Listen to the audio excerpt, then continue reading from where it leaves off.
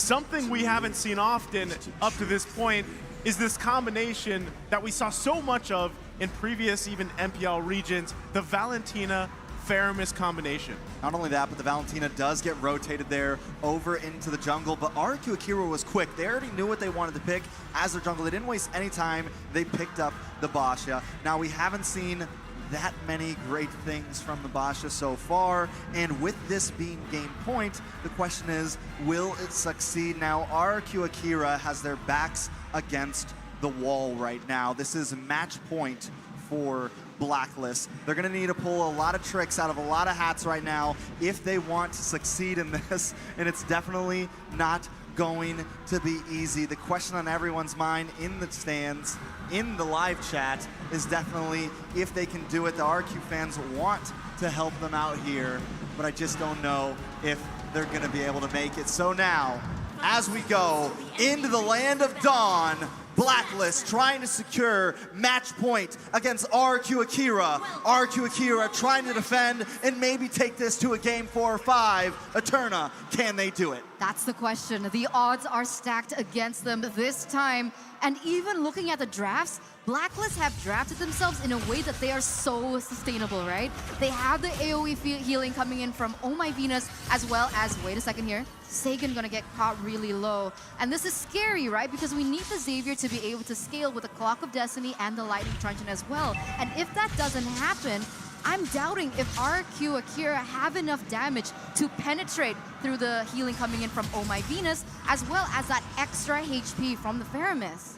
Yeah, already Blacklist being very aggressive. And it's almost surprising because you see the Estes and you expect there not to be too much, but they're just so good. They have so much faith in Oh My Venus that they're willing to just push forward and get as much damage in that mid lane as possible. Now, Edward and Takashi also having this faded anime battle, as Naisu predicted. Definitely very entertaining, but possible action up in the top side. Naisu, how do you feel about that matchup? Well, overall, I mean, it's really, I don't expect anyone to go down before that first turtle anyway, but I mean, we didn't even get a chance to talk about the Baksha pick, right, that much, because King rolling with this option here. Rolling. Literally, pun intended. The thing is we haven't seen Baksha too much, but it's still a great utility tank jungler here. But already, you know, Luis doesn't have that Way of the Dragon, but should be able to get out just fine. And that's the thing, right? It's Wise that is going to be playing that Valentina like we saw here. And now you have that option, that dynamic. What ultimates do we take? How do we use it? Turtle coming up here in just a couple seconds. Let's see how this all plays out here.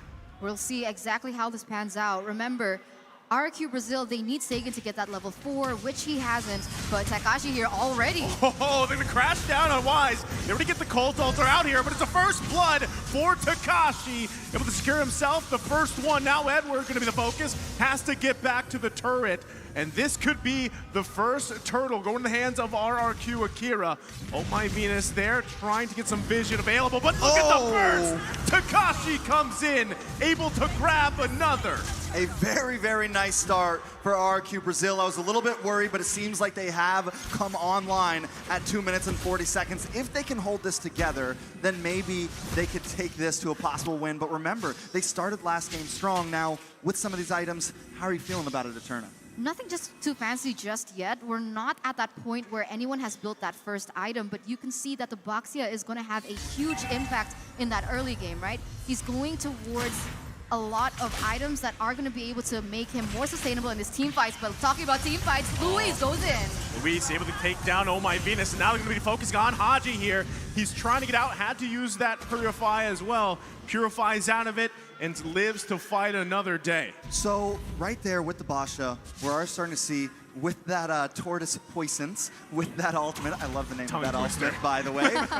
It's a way to kind of counter the Estes because of that constant DPS damage over time without relying on the CC that they try to do in game 1. So once again, RRQ Brazil finding answers elsewhere on the map. Another big difference now with this game and last game is they had a bit of a lead in aggression early on, but they didn't have much of a gold lead. This time, Brazil not only leading in kills and map control, but also holding a decent gold lead in the game. Another thing about the Baxia is that he's so mobile, right? He can go on every point of the map really quickly, and that's why we're seeing that they're leading in that rotation.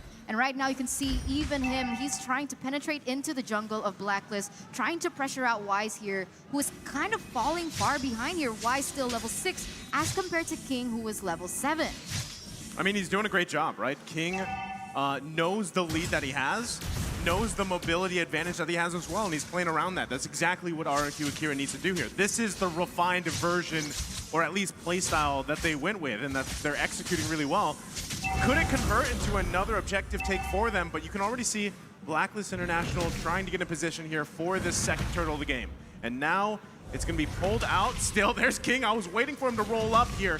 Finds Haji, forces him back. Takashi quite low. Bravest fighter in. Luis, though, with the way of the dragon. Oh my, Venus has to pop the heel. Able to survive a little bit longer, but it's going to be the turtle secured for Gusta Lagusta. And in the mid lane, still going at it, looking for Haji. Oh. Sagan falls, but he gets punished as well. 2 down for Blacklist International. That is a good trade, though. I mean, 2 for 1, plus the turtle in the hands of Brazil here. I think they were listening to you, Eterna, because they have been focusing hard on Venus. In literally the first few minutes, 2 kills on a Venus. This is going to slow him down so much. And Blacklist, for the first time in 3 games, fallen behind. Ooh, but right now, if we're taking a look at the items here in the 5th minute, we see that Claude already built up his DHS, but Luis, man, oh man. As aggressive as he can be at the moment, and you just saw Oheb secure that BOD. So DHS versus BOD, it seems like Oheb has actually reached that power spike a little bit earlier, since of course Gusta Lagusta is still waiting on that golden staff, which means when they go in for 5v5, Blacklist might have the better upper hand if they play the team fight a little bit better and try shut down Luis from taking out Oh My Venus in the backline. Yeah, I think this is the first time we've really seen Luis feel comfortable while playing along with Takashi, right? At least in the knockout stage, both of them just having fun with this. Not only that, another big thing to point out, that gold lane tower is gone, and this is exactly what Gusta Lagusta wants. The only downfall, the only worry I have on my mind for Brazil right now is, once again, no kills on Oheb. And I'm pretty sure he's already got that bot locked in, he's got the boots locked in, he's gonna start dealing some damage if he gets involved into these fights, which look at him already into the mid lane. Look at here on the bottom side, Ooh. Edward using an electro final blow to get out of there. But, you know, Takashi's doing work here for RRQ Akira. It's 3K gold lead at this point in the game, at almost the 7-minute mark. Next turtle is going to be up here in just a second, and RRQ Akira is in a great position to contest it as they focus on Oh My Venus. Dawning like to miss just barely here by an edge. And now it's Edward going in. There's the Colt Altar to respond. The kick comes out. Nobody going down just yet. RRQ Akira running. It's Saigon that falls under the turret. Oh man, with 1 member down, now Blacklist, they're gonna have the upper hand when it comes down to this neutral objective take. They're gonna get that turtle for free, and they're gonna be able to push the limits a bit more. RRQ Brazil, though, they're still leading, but look at how aggressive they start to go in that top side. Gusta Lagusta forced to retreat as of right now, as in the bottom side. Wow, Takashi and Edward still going out here on the bottom side, holding on to that turret, half health here. The enemy battle continues. Takashi looking to get in position, just gonna focus on the turret. Can't get it though as the last minion goes down there, so still a back and forth. But Blacklist International lessening the gold lead from RRQ Akira. Yeah, it all it took was a second, and this is what Blacklist is known for, the rubber band right around that mid-game power spike.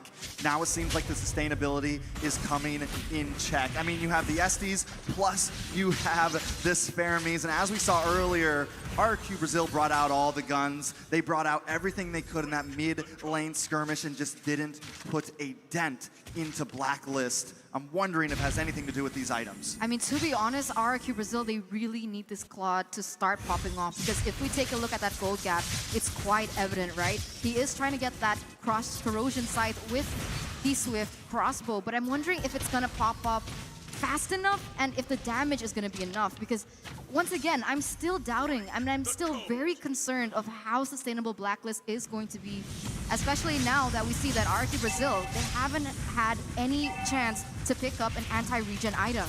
I mean, but Brazil is still being proactive on the map right now, still being aggressive. They've taken another tower in the gold side, and Blacklist, on the other hand, has only taken 1 from Brazil. Now, Turtle is going to be, no, Ward will be up in just very soon. So if Brazil can possibly secure this next major huge objective, it could help them secure this mid-game, but it's definitely not going to be easy. The gold has led up a little bit in the hands of Brazil. Now, I'm feeling good about it. I'm hoping Brazil can bring us to another game, but it's definitely not going to be easy. Yeah, I mean, they're in a good position here, and that's why they're going to go ahead and start up the Lord Dance. Wise holding on to that Way of the Dragon here. I don't think anyone's going to commit just yet here, but on the bottom side, it looks like Oheb was going to be the focus, but already, look at that. The damage is there. Gusa Lagusa going to have to go back here, and still, it's a little bit of a dicey situation for RRQ Akira, and at this point, they have been putting pressure around the map, opening it up for themselves, but I don't think they're still in a comfortable position to actually fight this Lord just off the bat. They've got to still handle the sustain coming out. Yes, you have the boxer, you have the passive for you, but it's going to be up to Luis here as he goes in with a conceal, looking for the bottom side. Can't get Haji, though. They are chunked quite low. Cold Ultra still going to be hold on. It's committed now. Oh, my Venus getting slammed down. Takashi goes in for another kill here. They're going to back off. They have the numbers advantage. Edward taking out Luis, though.